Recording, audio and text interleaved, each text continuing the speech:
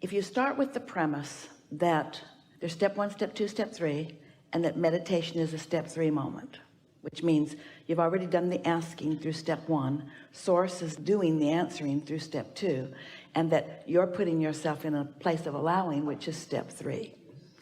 And now we've been talking about recognizing if you're under the influence of source or if you're under the influence of some other stream of thought. Every thought that's ever been thought still exists, and the law of attraction puts those thoughts together in rivers and streams. We're not off the subject, just laying a basis. So sometimes people get confused, and we've been clearing it up today to a great extent, about when they should add their thoughts into the mix, because we're saying when you meditate, you clear your mind. When Esther sat to meditate, she cleared her mind right away by focusing on her breathing. And Jerry and Esther meditated every day for about 9 months. And during most of that 9 months, she was in a state of allowing and ready to receive us. But she didn't know it. She didn't know who we were. She didn't know what she would be receiving. And her instructions had been, quiet your mind, and when a thought occurs, release it and focus back on your breathing. So even though she was in the receptive mode, each time we would offer a thought that she would receive, she would breathe it away rather than allow herself to receive the thought. So when you think about creating, and you know for sure that you have brought yourself to a place of detachment, you've allowed your vibration to rise, and that you're in vibrational alignment with your inner being, and then ideas begin to occur to you. Oh, so delicious as those ideas begin to occur.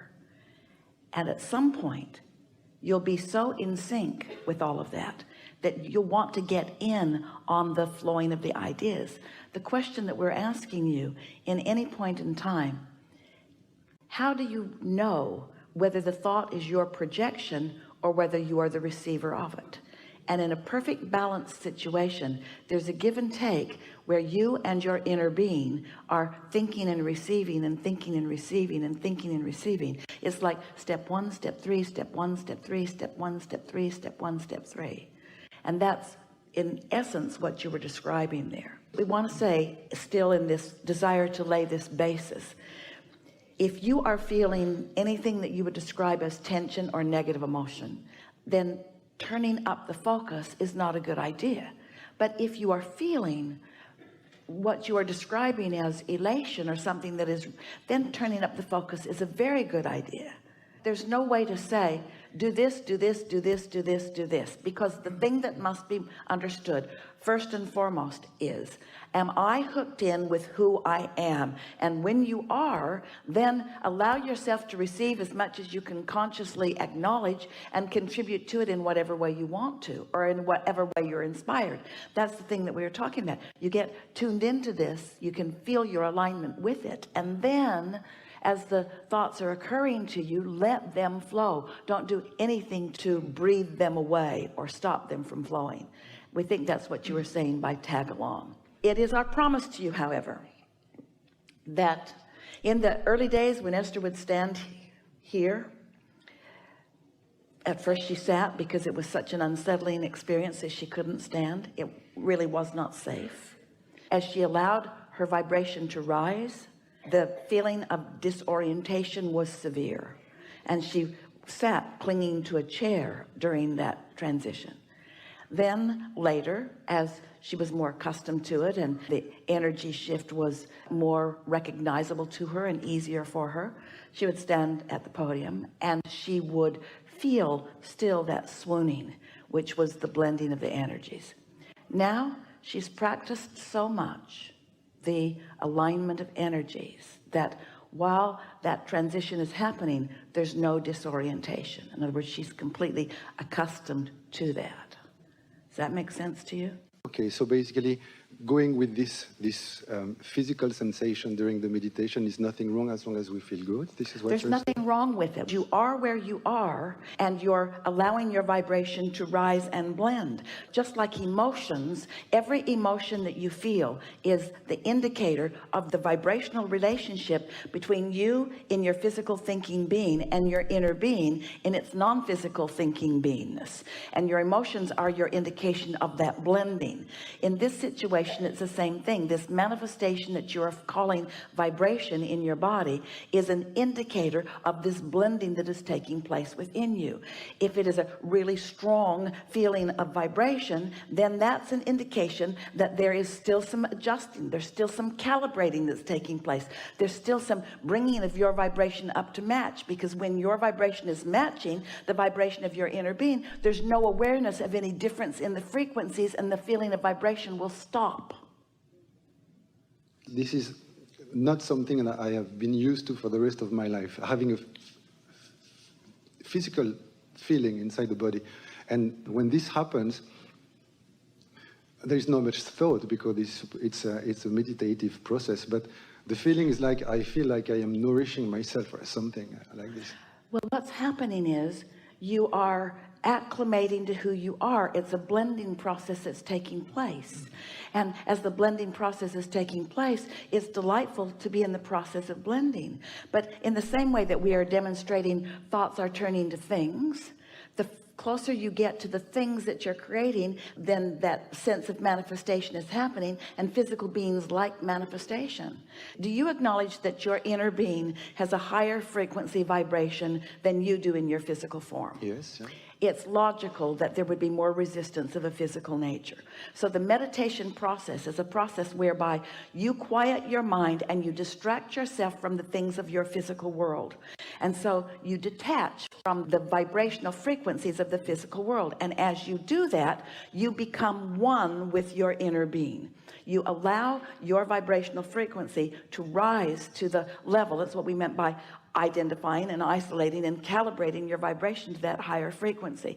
And when that happens, now you are in the vortex, you might say, if you haven't heard that terminology. You are a vibrational match to your inner being. You are in the receptive mode, where what your inner being knows you can know, and your inner being is offering it to you in vibration, and you are translating it into something. And so we're just saying to you that the more often you do it, and the more effective job of allowing the calibration you do, which is the same thing as saying the better you get out of your own way, then the more at one you will feel with who you are, and those vibrations will subside.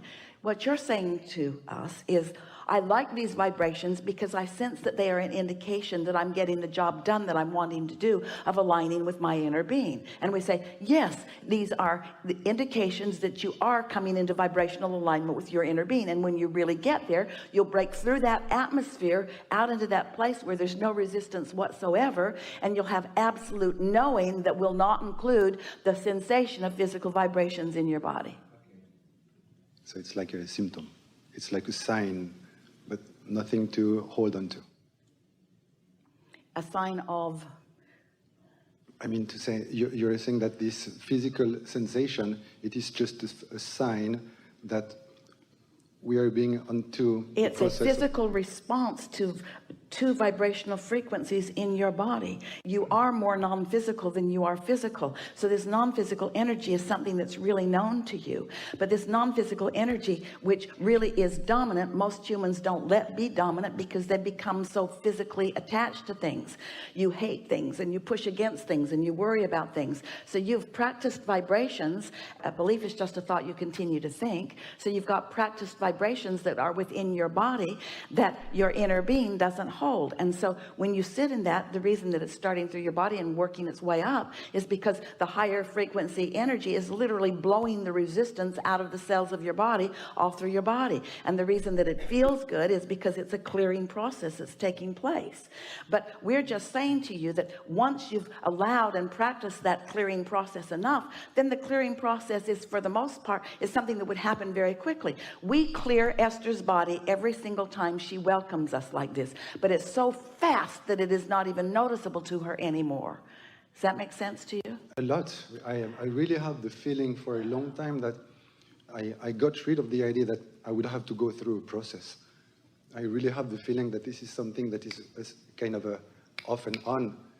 I don't... Well, it's as quick as your release of resistance. This is a very bulky analogy, but it would be like you've got a spinning wheel. You've got your bicycle up on jacks and the wheels are really spinning, and you're watching the free flowing of the energy, and then you just take a stick and you just stick it in there, and the wheel slows down at first, maybe even stops altogether, depending on how strong your stick is and where you placed it.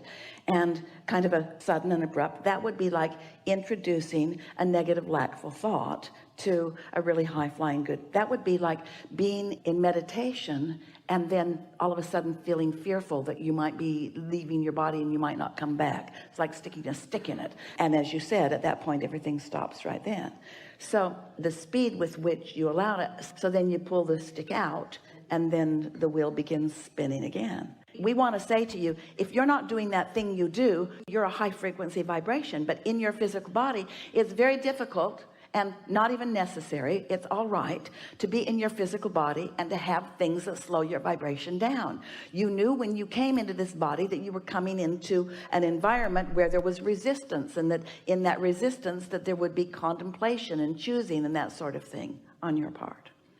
But to come into this environment and to identify and choose and put it into your vortex, and then allow the laws of the universe to work on it and your inner being to focus upon it and all the cooperative components to be gathered, and then you to sit in meditation where you quiet your mind and allow your vibration to rise, and then allow yourself to consciously and mentally be the knowing being that your inner being is. Yeah, I've seen amazing results within a few weeks only, so yeah, I get it. Yeah, I'm just going to put a cap on that. So we agree with you. It does feel good to have those vibrations flowing, and don't spend any time thinking about what they are, or it will cause a diminishment of them. But since we're having a conversation about them, any sensation that you have in your body is an indication of resistance that's sort of being loosened and released from your body. And if we were standing in your physical shoes, we would not try to hold to those feelings, because they are the indication still of some resistance that you're in the process of releasing. Even if the output is all positive? Absolutely. It's just going to get better and better and better and better and better. That's what we're saying. Even the fact that you can feel the vibration is an indication that you're connecting to the energy stream. But the more calibrated you are, can't you just hear calibration in engines that are running? Esther's so sensitive to vibration. One day they're in the motorhome and Esther says to Jerry, I think something's going to be wrong with our refrigerator pretty soon. It's making funny sounds. And Jerry's laughing at her. Oh, you're the refrigerator whisperer now. And she says, I'm just saying it doesn't sound like it used to sound. And about a week later, the compressor went out on it. She could feel that there was just a funny little sequence on it. They had another motorhome that they drove, and for some reason when they hit 54 miles an hour, the window shade would rattle. That's just the window shade rattling speed. So Jerry would be someplace else and the shade would rattle, and he'd say, you must be going 54 miles an hour. What we're getting at is there are frequencies and responses to frequencies that are happening around you all the time.